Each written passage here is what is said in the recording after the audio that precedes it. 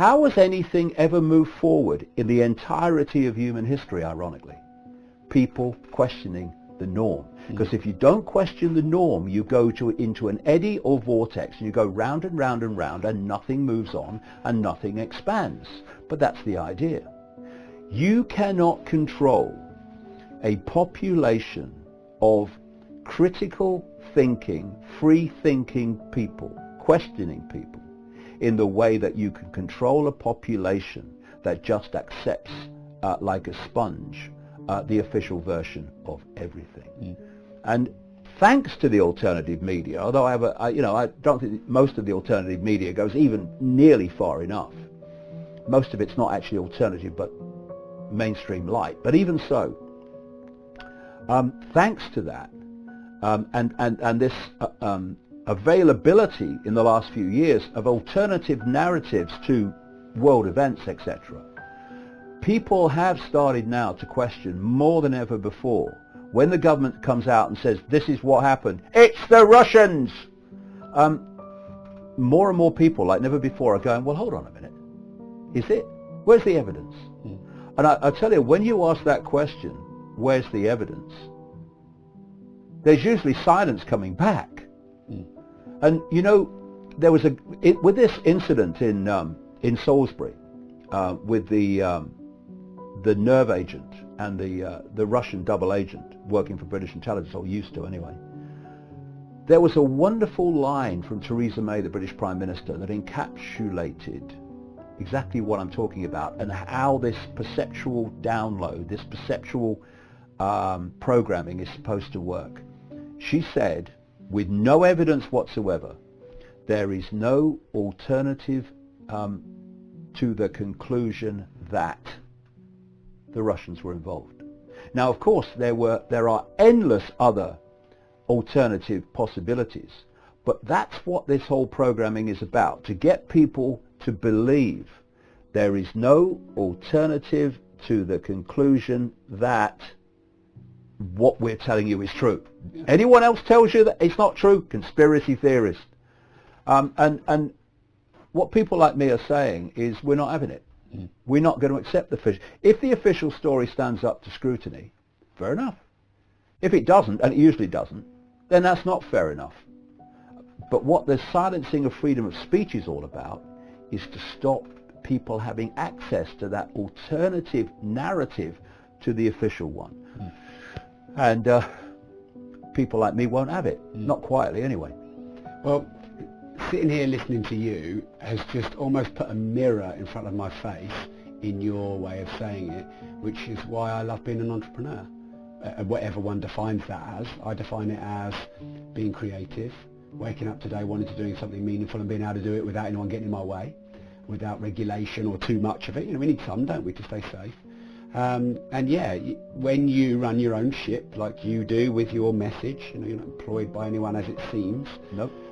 Then you can put the work out that you want to put out, and you can make the difference to the world that you want to make. And yeah, I suppose that takes a little bit of courage and bravery, because when you do that, the system's going to say, hey, wait a minute, you should do it like this. Wait a minute, you should do it like this. So I'll come back to that in a minute, because there was something I really thought of, and I wanted to make a couple of suggestions for you to keep getting your work out there, and to the listeners, because I found LinkedIn, I don't know if they've strategically gone, oh, look what Facebook have done, we'll have everyone, but they seem to be doing the opposite, where they're letting you get much more expanded reach.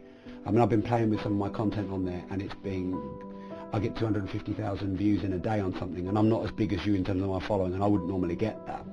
So they're clearly letting it go. Right. And I don't feel like the reach is being played with. It seems to be pretty consistent. So that's one thing.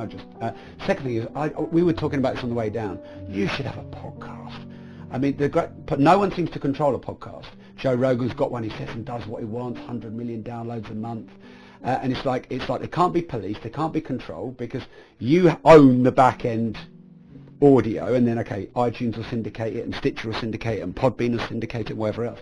But you own this asset, which doesn't seem like it can be controlled or doctored or manipulated.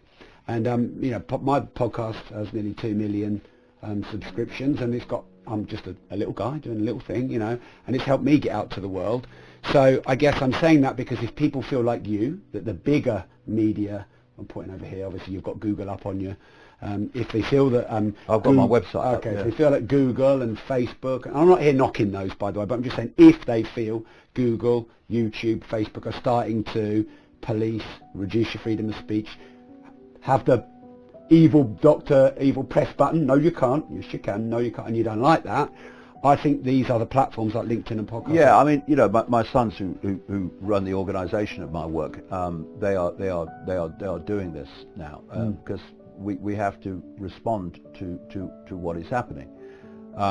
But there are great opportunities for entrepreneurs who believe in freedom to replace or offer alternatives to these platforms. I know people are starting to do it, but the more that we can have, the better, because in my new book, Everything You Need to Know But Have Never Been Told, I talk about the fact that YouTube was demonetizing alternative content, and of course the alternative media, I mean I write books and stuff, so I'm not dependent on YouTube, but a lot of alternative people became dependent on YouTube monetizing their videos to make more videos.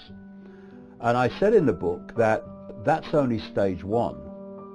The next stage is they start deleting channels, and of course now they're deleting channels on a very, very large scale worldwide.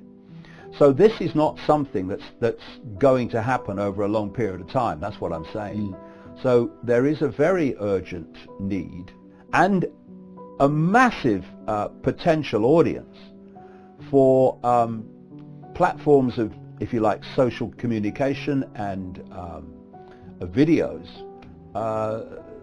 for people that really believe in not censoring. And yes, the big companies will go the way of the system. I mean, I actually love it when out of nowhere major corporations got together and said to Google, you're talking about YouTube, you're putting our adverts against hateful videos, and you must stop it. And they all got together and said, oh, all these ethical companies, that have the best interests of humanity at heart while they're screwing them day by day by day, right? It's all orchestrated.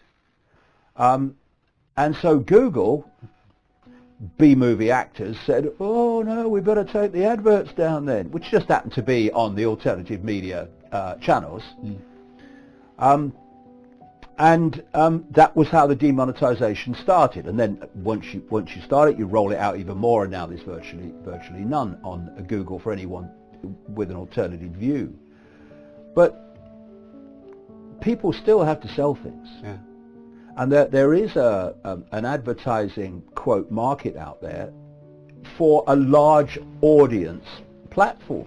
And if people would go down that road, there are great financial opportunities for them, as well as the main reason, from my point of view, which is having the ability to communicate information uncensored. Because the more uncensored information circulates, the more the system of control will fall. Because its whole foundation, its whole way of surviving is to keep from its target population what it is doing, how it is doing it, and to what ultimate end. So, do you regard yourself in any way as a businessman or an entrepreneur? It seems to me like the more you resist these things you stand against, the bigger and more powerful and more successful you become. Are you aware of that dynamic going on? No, I'm not an entrepreneur. I spend my life researching information and communicating information. My sons, Jamie and Gareth, who run the organization of everything, they work to get my information out there. And they can be very creative at it, and they have to be very creative at it because of all the pressures to stop it. So that's the way I work. I don't have anything to do with that side of things at all. I just deal with the information. In fact, you know, there was a time when I did it all. Yeah. I did it all, you know, everything, and including writing all the books and everything. But now, as my sons have got involved in recent years, it's freed me from all the other side of it, so I just focus on the information, and it's been incredibly effective, both in the information I've been able to uncover because I've had more time, and also in the fact that they have been excellent in the way that they have organized the communication of it. And is that just to free up your time, or is that because you don't really enjoy the more commercial aspect, or is that because they're good at the commercial aspect, or is that because you wanted your family involved? No, it's because A, they're good at it, and B, I have no interest in it whatsoever. All the commercial side of it and what have you, I have no interest in that whatsoever. I just want to uncover the information and communicate it.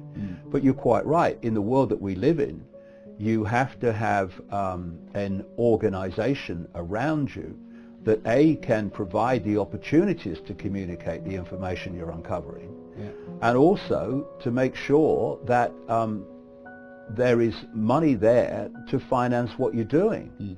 You know, we do our own events, and it's a heck of a lot of money has to go out before any comes back.